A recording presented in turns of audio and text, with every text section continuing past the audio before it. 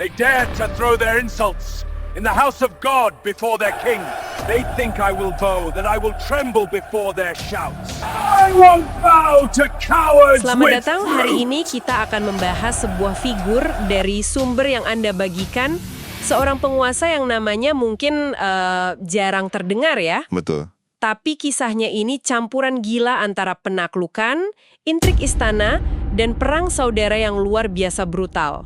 Namanya Alexander Yaneus. Raja sekaligus imam besar Yudea dari dinasti Hashmonaim. Now the world will know my name.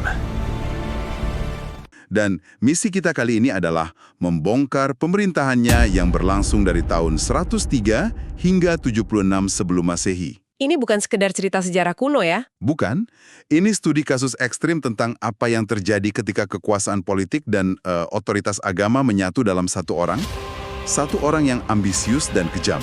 The throne is mine to claim. No one will take it from me. Dan kisahnya ini benar-benar jadi titik didih konflik di masyarakat Yahudi saat itu. Tepat sekali, kisahnya menjadi puncak konflik antara dua faksi besar. Kaum Saduki yang aristokrat dan kaya. Dan kaum Farisi yang lebih merakyat yang didukung massa. Nah, Yaneus ini memilih satu sisi, dan pilihannya itu, menenggelamkan Yudea dalam pertumpahan darah. Benar. Konteksnya juga penting kan? Yudea saat itu kerajaan merdeka yang kecil. Kecil, dan terjepit di antara sisa-sisa kerajaan Helenistik, kerajaan penerus Alexander Agung. Jadi selain konflik internal, mereka juga harus pinter-pinter manuver di panggung politik internasional. Oke, mari kita mulai dari awal. Bagaimana orang ini bisa sampai ke puncak kekuasaan? Dia bahkan bukan pewaris utama. Bukan. Dia itu putra ketiga, dan kakak dirinya, Aristobulus I, yang jadi raja duluan. Begitu naik tahta, langsung menjebloskan dia ke penjara. Karirnya seperti sudah tamat bahkan sebelum dimulai ya. Betul, di penjara untuk mengamankan tahta kakaknya. Tapi disinilah takdir berbalik secara dramatis. Aristobulus I ini cuma memerintah 1 tahun. 1 tahun lalu meninggal karena sakit. Nah, jandanya Ratu Salome Alexandra kemudian melakukan langkah yang mengubah segalanya. Dia membebaskan Yaneus. Dia bebaskan Yaneus dan saudara-saudaranya dari penjara. Betul sekali.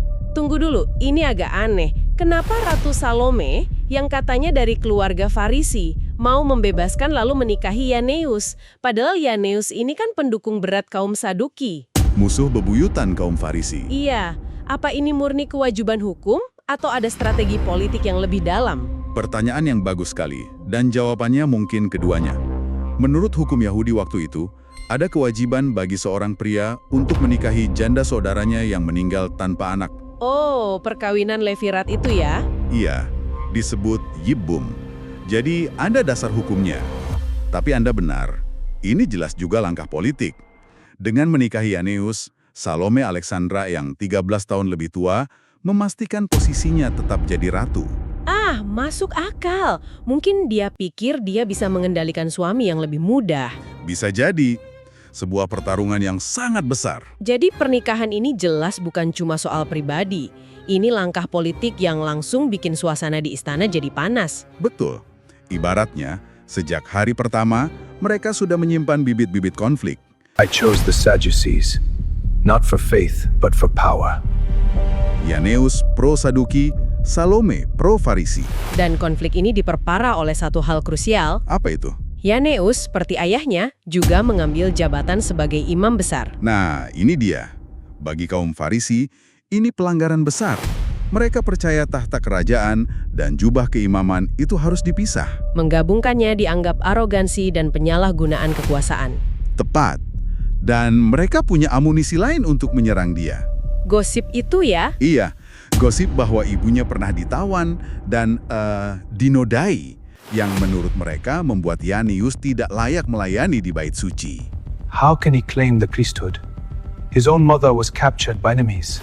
Tapi seberapa serius sih gosip seperti ini dianggap? Apa ini benar-benar soal kesucian ritual atau cuma alat politik saja? Kemungkinan besar yang kedua. Ini contoh klasik bagaimana isu agama dipakai sebagai senjata politik. Entah benar atau tidak, rumor itu berhasil. Yaneus jadi sangat marah. How dare they speak of her like that? They'll regret whispering her name! Merasa diserang secara personal. Persis. Dan ini membuatnya semakin merapat ke kaum Saduki dan mulai menganiaya kaum Farisi. Jadi, di dalam istananya sendiri suasananya sudah tegang. Tapi Yaneus ini sepertinya bukan tipe yang puas dengan satu konflik saja. Oh, sama sekali tidak. Ambisinya besar sekali. Begitu merasa posisinya kuat, ia langsung melancarkan ekspedisi militer pertamanya. Untuk merebut kota pelabuhan Ptolemais, Akko yang sekarang. Betul, sebuah langkah yang sangat berani, karena langsung menarik perhatian pemain-pemain besar di kawasan itu. Dan langkah itu memicu reaksi berantai kan? Ptolemais minta bantuan Ptolemaios IX Latiros. Seorang pangeran Mesir yang terusir dan membangun kerajaannya sendiri di Siprus. Disinilah Yaneus mulai memainkan permainan diplomasi yang sangat licik. Licik dan berbahaya. Sangat berbahaya. Dia pura-pura mau bersekutu dengan Ptolemaios, tapi di belakang layar dia kirim utusan ke Mesir. Minta bantuan ibu Ptolemaios, Ratu Kleopatra III. Untuk menyerang putranya sendiri, dia mencoba mengadu domba ibu dan anak demi kepentingannya. Dan itu nyaris jadi bumerang total ya. Total, ketika Ptolemaios tahu soal pengkhianatan ini, dia murka dan langsung menginvasi Galilea, menghancurkan pasukan Yaneus. Alexander dares betray me! I will burn his kingdom to the ground! Kemerdekaan Yudea saat itu benar-benar di ujung tonduk. Yaneus hampir kehilangan segalanya.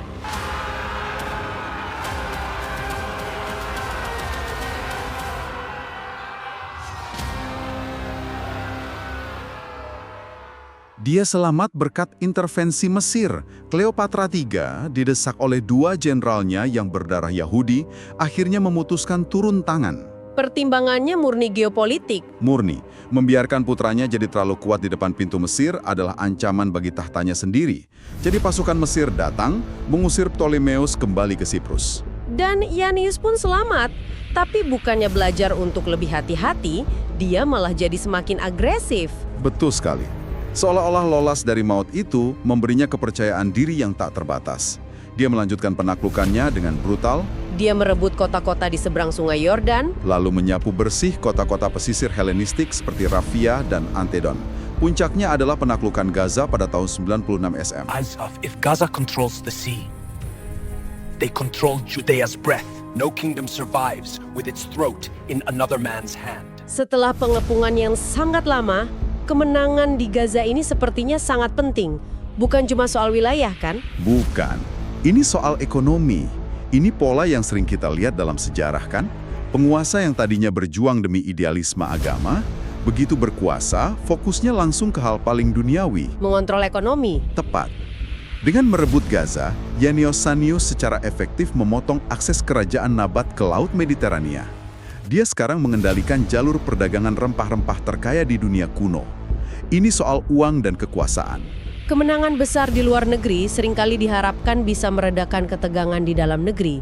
Tapi sepertinya yang terjadi malah sebaliknya. Justru jadi bumerang. Raja Nabat, Obadah I, yang jalur ekonominya diputus, tidak tinggal diam. Ia menyiapkan jebakan. Di dekat Gadara ya? Betul. Ketika Yaneus memimpin pasukannya melewati sebuah lembah sempit, pasukan Nabat menyergapnya dari atas. Pasukannya terjepit dan hancur. Yaneus sendiri nyaris tidak bisa lolos hidup-hidup. Kekalahan yang memalukan ini pasti jadi amunisi baru bagi lawan-lawannya di Yerusalem.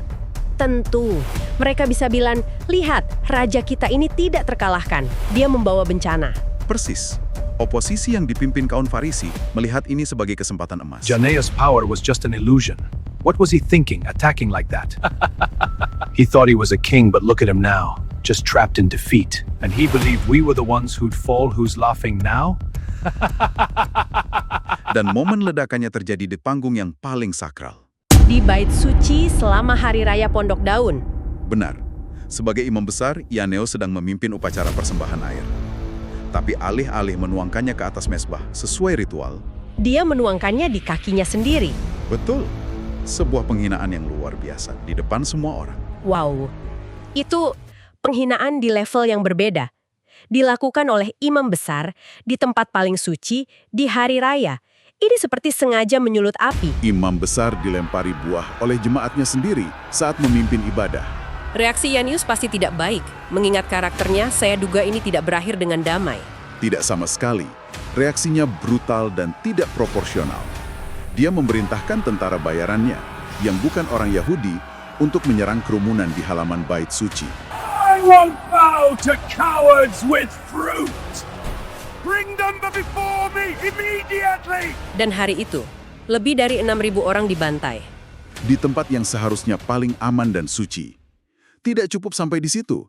Dia bahkan membangun pagar kayu di sekeliling altar. Untuk menghalangi rakyat mempersembahkan kurban.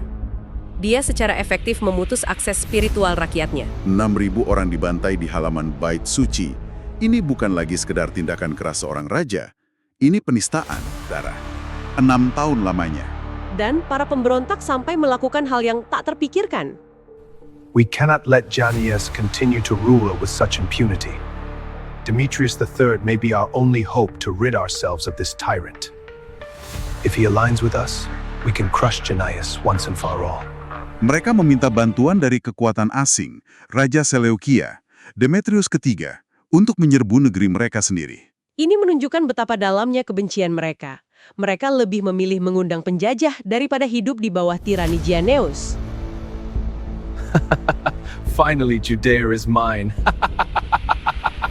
General, prepare the army. We will attack Judea! Dan pasukan gabungan ini berhasil, kan? Berhasil secara telak. Dalam sebuah pertempuran besar, pasukan Jannaeus hancur lebur. Semua tentara bayarannya tewas. Dan dia terpaksa melarikan diri sendirian ke pegunungan. Seorang raja buronan di negerinya sendiri. Seharusnya ini akhir kisahnya. Tapi disinilah terjadi salah satu plot twist paling aneh dalam sejarah. Justru saat raja mereka dikalahkan, sebagian pemberontak malah berubah pikiran. We can't keep this up. The people are losing faith. If we stop, we lose everything. We need another way. We are the children of Israel. It's time to stand with Jannaeus for our people and our land. Ini momen psikologis yang sangat menarik. Kenapa mereka tiba-tiba berbalik mendukung orang yang baru saja mereka coba bunuh?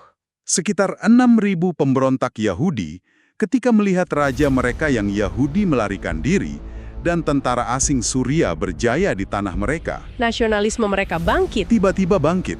Mereka mungkin benci Jannaeus, tapi mereka lebih benci lagi melihat tanah Yudea diduduki orang asing. Ini pilihan antara monster kita sendiri dengan penguasa asing. Dan mereka memilih monster mereka sendiri. Luar biasa. Ini pasti membuat Demetrius III kebingungan dan akhirnya menarik pasukannya. Tepat. Sire, the Pharisee rebels have breached the outer gates. They're storming the palace. Kehilangan dukungan lokal membuat posisinya tidak bisa dipertahankan. Tapi perang belum usai. Belum. Jannaeus sekarang diperkuat oleh ribuan mantan musuhnya, melanjutkan perang melawan sisa pemberontak hingga ia meraih kemenangan mutlak. Dan akhir dari perang ini. Sejujurnya bagian ini sangat sulit untuk dibaca. Kekejamannya ada di level yang berbeda. Ya, ini adalah puncak dari sifat tiraninya. Jannaeus menangkap sekitar 800 pemimpin pemberontak yang tersisa dan membawa mereka ke Yerusalem. Di sana, ia menyalibkan mereka semua. Penyaliban, hukuman Romawi yang sangat kejam dan menghinakan. Dia mengadopsinya untuk musuh-musuh domestiknya. Sebentar, kita perlu berhenti sejenak di sini. Karena apa yang terjadi selanjutnya bahkan lebih mengerikan. Ini bukan lagi soal hukuman, ini teror psikologis murni. Anda benar sekali. Sumber-sumber sejarah, terutama dari Yosefus, mencatat detail yang mengerikan. Sementara 800 orang itu tergantung di kayu salib, sekarat. Jannaeus memerintahkan agar istri dan anak-anak mereka disembelih di depan mereka. Dan selama pertunjukan horor ini berlangsung, Jannaeus dilaporkan sedang mengadakan perjamuan mewah dengan para selirnya. Menyaksikan pembantaian itu seolah-olah sebuah hiburan. Sulit membayangkan tingkat kebencian dan kekejaman seperti itu. Ini adalah pesan yang sangat jelas. Jangan pernah berpikir untuk melawanku, atau bukan hanya kamu, tapi seluruh keluargamu akan musnah dengan cara yang paling mengerikan. Dan pesan itu berhasil. Defy me, and your family will die horribly. Setelah pertunjukan teror massal ini, sisa-sisa pemberontak, sekitar 8.000 orang, melarikan diri dari Yudea. Akhirnya, setelah 6 tahun perang saudara, Jannaeus mendapatkan kedamaian. Tapi itu adalah kedamaian kuburan, yang dibangun di atas ribuan mayat dan dipaksakan melalui teror absolut. Jadi kalau kita rangkum ya, di satu sisi kita punya Alexander Jannaeus, sang penakluk. Orang yang memperluas kerajaan Hasmonaim ke wilayah terluasnya, mengamankan jalur perdagangan, membuat Yudea jadi kekuatan regional. Secara militer dan teritorial, pemerintahannya adalah sebuah kesuksesan. Betul.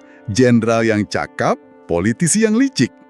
Tapi di sisi lain, kita punya Yaneus sang tiran, Seorang pemimpin agama yang menodai tempat sucinya sendiri dengan darah.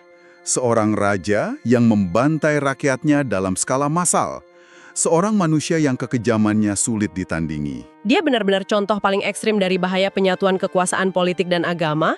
Jabatannya sebagai imam besar tidak membuatnya lebih bijaksana. Malah sebaliknya, dia menggunakan otoritas dan panggung keagamaan untuk melampiaskan kekejaman politiknya. Dan warisan terbesarnya, selain wilayah taklukan, adalah perpecahan yang sangat dalam di masyarakat Yahudi. Betul, penindasannya yang brutal terhadap kaum Farisi menciptakan luka dan kebencian antar faksi yang akan bertahan lama setelah kematiannya.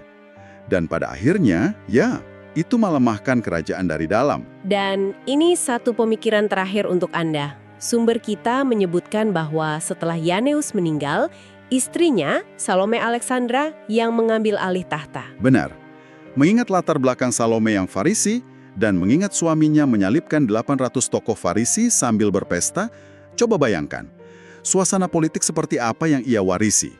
Dan bagaimana mungkin seorang ratu menavigasi warisan penuh darah dari suaminya untuk mencoba menyatukan kembali sebuah bangsa yang telah ia bantu pecah belah.